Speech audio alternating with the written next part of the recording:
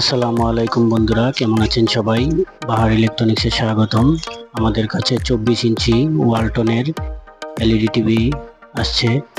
এটা ব্যাকলাইট সমস্যা, এটা আলো আসে না টিভিতে। কাস্টমার নিয়ে আসছে আমাদের কাছে। এখন আমি এলইডি টিভিটি খুলে ফেললাম।